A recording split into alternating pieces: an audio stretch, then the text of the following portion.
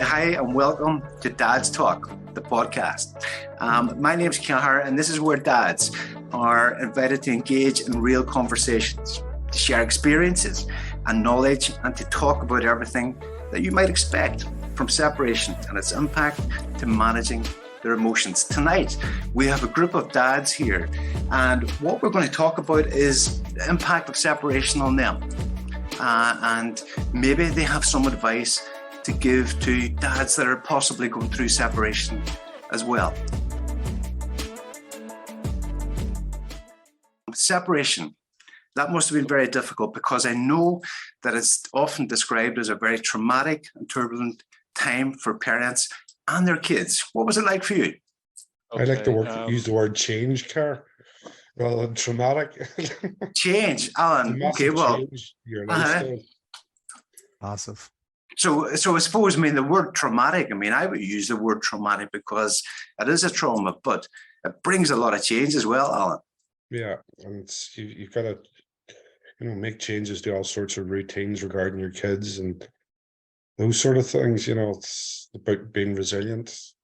All those different words that I've picked up from working with yourself.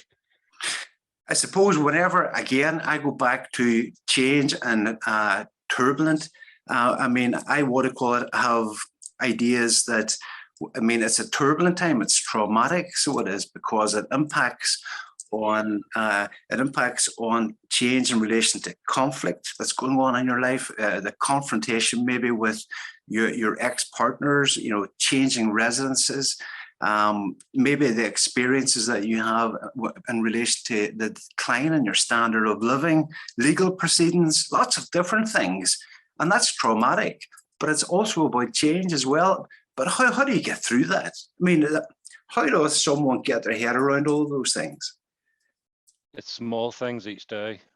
You can't take it head on completely. Just takes a small thing each day and just go, I've done that. It's okay, I've done this, and tomorrow we'll do a small thing. And it's as I think I've previously said, is that just keep doing the small things, and then you'll realize in a few months that you've moved so far that yes, you're in a huge shock. You're in your own personal hell for a short period of time, but you can bring yourself out of that. You can't. It's like you haven't got your home, or you haven't got your kids, or you haven't, and it's just an absolute shock. But just do those small things each day, and don't go into yourself too much, because your worst enemy's inside your head. Find so many things to keep that enemy out, because you will ruminate at 3 a.m. You'll wake up at 3 a.m. You'll ruminate. You'll wake up. You'll still not be sleeping at 7 a.m. But it's just, if you can't sleep, don't sleep, but do not ruminate over, because it'll take away your small wins. I think, you're probably, Simon, talking from a dad that's got experience in this. What about dads that are going through it right now? What about dads that at one point thought to themselves, I'm not going to get separated. I'm in this relationship for the long haul. We're going to grow old together. We're going to get in that camper van and travel around Europe whenever we retire. It's a bit like burying a dead relative, I think. Yeah. The relationship's ended, and it's, as you've pointed out before as well, it's like a grieving process, but it lasts a wee bit longer than, a dead relative. You can bury them and that's it, you're gone. But with the end of a relationship, the grieving process goes on a bit longer, so you need to have a bit more resilience, I guess. How long does it go on, Alan? Well, that's the question. That's all dependent, I guess, on yourself. That's dependent on the individual. Yeah. We all go into relationships expecting, we have this idealistic view that it's going to succeed, that it's going to be perfect, that it's going to be brilliant. You're going to have your 2.4 children. You're going to grow old and die together, and everybody's going to be sad that you're gone. and the unfortunate reality of that is that there are relationships do, for one reason or another, that do end.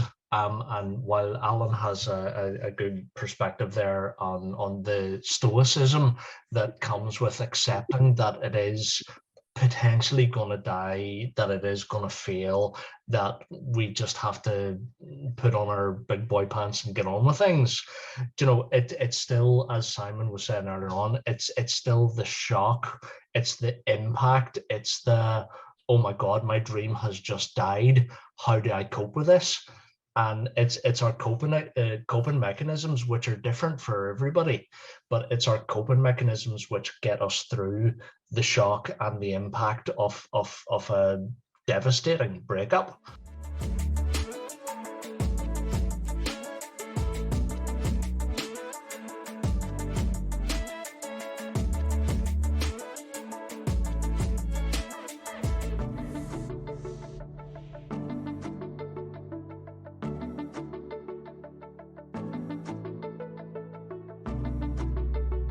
It's a very masculine thing as well to just put on that face with everybody and pretend that you're stoical and then you're gonna just, get your boots on and you're gonna get on with it. Yeah.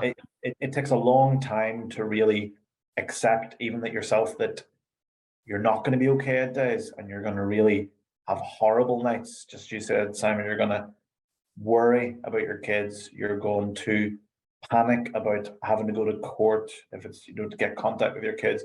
You're going to have to, every time you wake up and you see a picture of them or you think about your ex-partner, whatever your circumstances may be.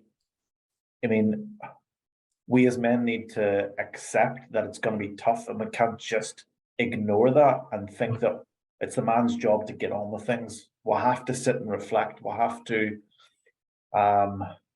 give I ourselves. think what you're saying, Dominic, is you need to engage with your emotions, and men are not very good at that.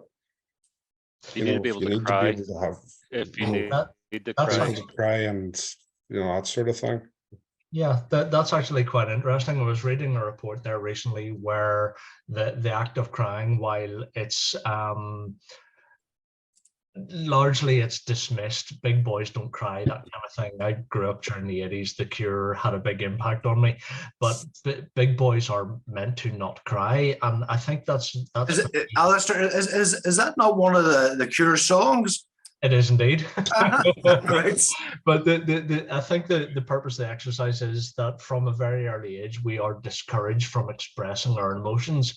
And that's a difficult thing because, I mean, on the flip side of that, you have women who are, let's cry it out, let's have a hug, let's talk about stuff. And they get all that stuff out of their system. And the purpose of crying, I mean, it releases endorphins, it releases all those chemicals in your brains, and basically what it's doing is helping you to rebalance, right? And the people who do express their emotions are giving themselves a chance to rebalance, and more of us need to actually do that. So if I'm having a bad day and I just go, do you know what, folks, I'm going home now, I've had enough, I've run out of energy, I'm going to go home, I'm going to have a cry, and I'm going to come back tomorrow and I'm going to stick the boot back in and it's going to be great. Mm-hmm. And you feel better for having, for anybody who has, and I'm sure every single one of us during our breakups has sat down in a dark room, had a beer, had a bloody good cry. And you know what? They get back up and they get back on and they start again.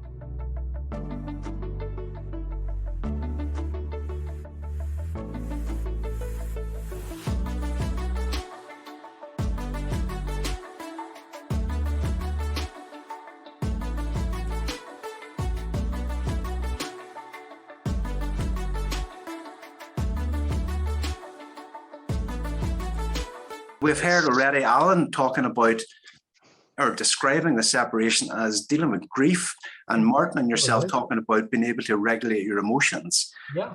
You cry over the stupidest things. To recognize you do, but none of the things that you cry over are stupid. There's 5 stages of grief. That's including your disbelief, that's including your anger, that's including your sadness, that's including your bargaining. Oh, I wish I had them back. Oh, I wish I'd done this, I'd done that. And you go through all those stages in different patterns, in different ways. But all of those stages are you dealing with the impact that somebody else has had on your life that you have no control over. Weirdly, I've never been angry about it, because I do reflect on it, and I do. On the first thing that somebody said to me was, think of it as the other person's perspective as well. And I started thinking about it, and even though you may think they're toxic, you might start thinking about why they're doing what they're doing. And when you start actually thinking outside of yourself and going, oh, maybe they have a point with this, or maybe no, why they're doing what they're doing, it actually makes the anger go away. You don't, It really does. because you're going, they're doing that, but you're not saying they're doing that and putting your spin on it. You're saying What you're they're talking doing about this there, because Simon, of is this, empathy. and you're accepting it. You're just accepting that they have an opinion, Yeah. rather than your that's opinion good. being forced onto their actions. Yes, Okay. because everybody's entitled to an opinion.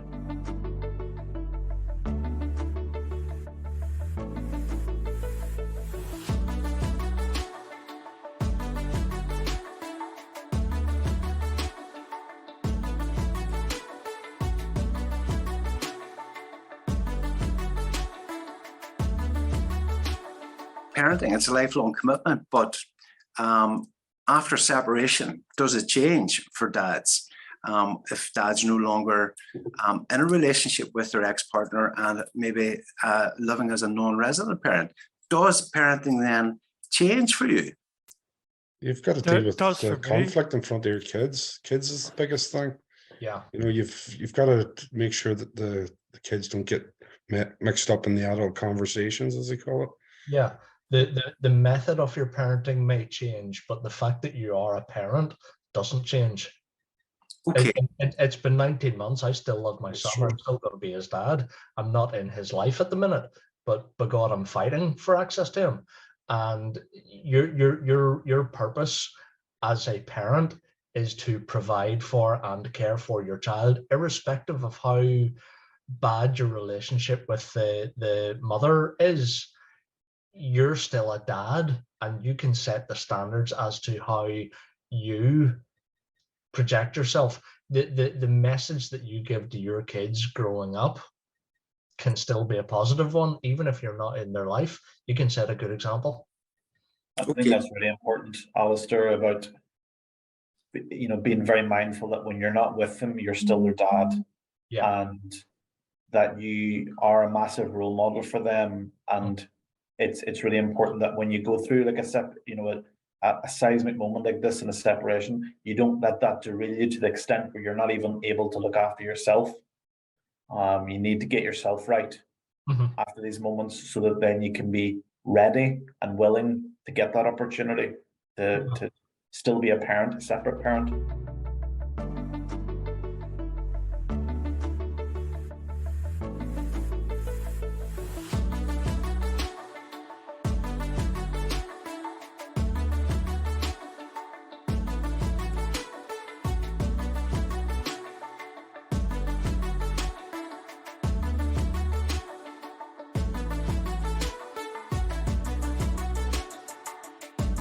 So I suppose for anyone listening here, Alan, then, I mean, it's really about getting them to understand that once you separate, your life changes. And you've got to get your head around that, because we're talking about two homes. We're talking about two sets of parenting. We're talking about two birthdays, two Christmases, things like that. Different rules. Well, there isn't like going down the route of having two of everything isn't necessarily, the right thing. But I think I sought advice when, how to tell the children, and I had from a professional and who was involved in doing that. They gave me an action plan. I tried to kind of get my ex to take part in that, because she basically said, the person I got the advice from was it takes the two of you to do it. And so that one of the biggest issues, or from her experience, she explained, was it's one thing us as adults getting the shock of the separation.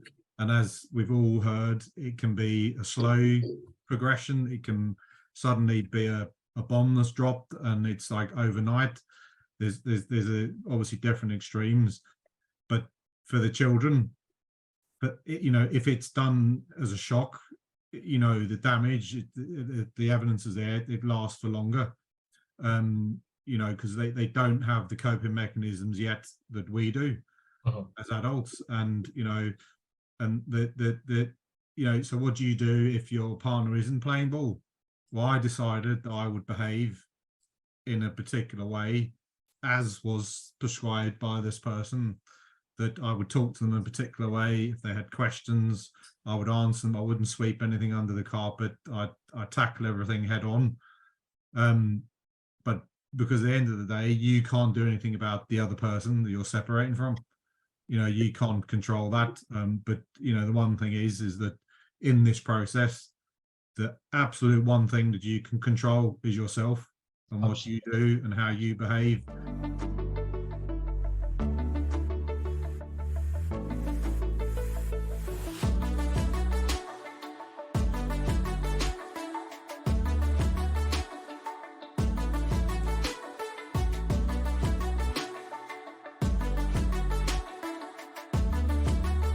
Both parents, both mom and dad, after separation, and the children also, what they need is that they need healthy supports during this process, because as we've heard, it can be, it's a time of change and a time of turbulence, and it can be very emotionally upsetting, and it can be disruptive. So if a dad was listening to what we're talking about tonight, what advice would you give to somebody in relation to how to manage the separation and what to do afterwards, or even maybe how to navigate their way towards getting support for themselves? Yeah, One thing I have to say, I kind of Matt, said is the that first. Sorry, I just to repeat. I think I kind of said it was.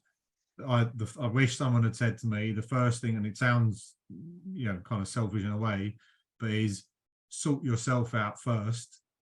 Yeah, that doesn't mean I'm not talking about go away and not see the children. I'm talking about sort yourself out first, get yourself where you need to be, and then, because then only then can you deal with everything, deal with the children, deal with the legal process, deal with all the the family court process if you have to go down that route. Okay. Sorry, get Alan, yourself- what were you going to say there, Alan, as well? Well, one thing that sort of resonates with me is that I heard recently, it was on a parenting discussion there, and it takes a village to raise a child. Yeah. But in a separation, I think you've got to up camp and create your own village, people that you trust. Yeah. And surround yourself with positive people that sort of can help you. So create your own village as such, because there is some truth in that. Yeah, you can't give 100% until you are 100%, but when you are, and part of that process is surrounding yourself with people who are very supportive of you. I have, for example, on my Facebook page, I have 75 friends, of which about 6 of them are die hard. You must get your son, you must have access to your son, you must be a parent to your son.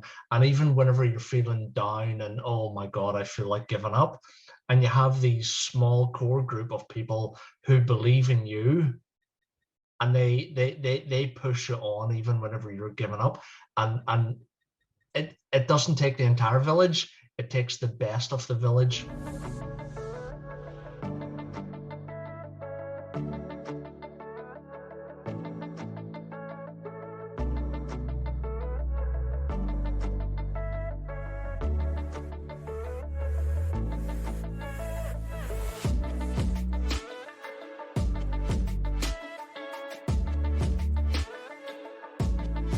I'm very grateful for this group.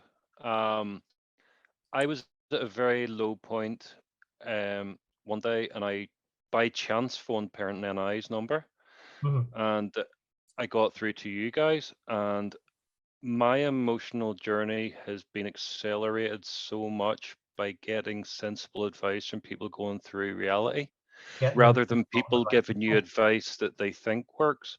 And it's it's amazing listening to genuine advice from people who have lived it, because people telling you what they think is just it's soap opera, because people get emotionally involved in things and then they tell you nonsense, whereas you guys have very level-headed. There's never nonsense. It's all very level-headed, sensible sensible things from all different stages, and it really genuinely helps. This group has so much helped me through all the bad periods. Okay, Simon, thanks for that. So I guess, I mean, is it good then? Is it good for dads to talk about these things? I suppose. I mean, is that helpful? Absolutely, as long as it's a level talk. And as Simon touched on the right thing there earlier on, you can have sometimes you can join a group and people, oh, women this, women that, and you sort of go, hang on a wee minute. No, you're actually just being angry about it. You're reacting rather than responding.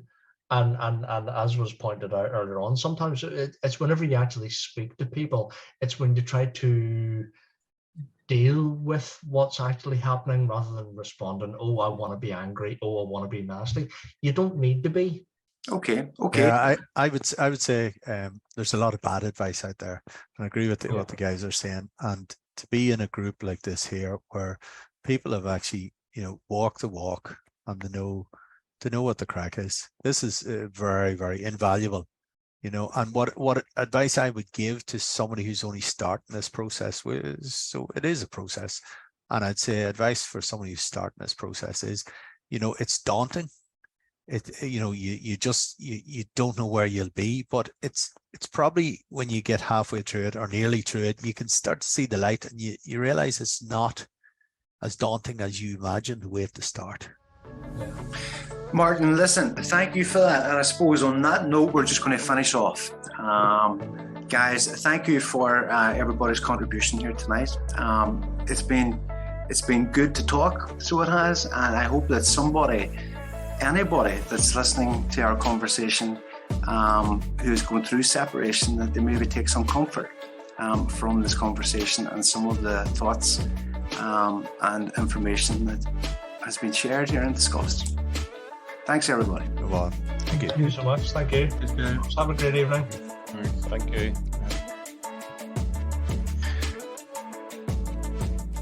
Was that British Telecom that come up with that one, Car? It's good to talk. Busby Bird. Oh, I don't even know. That was back in the 80s.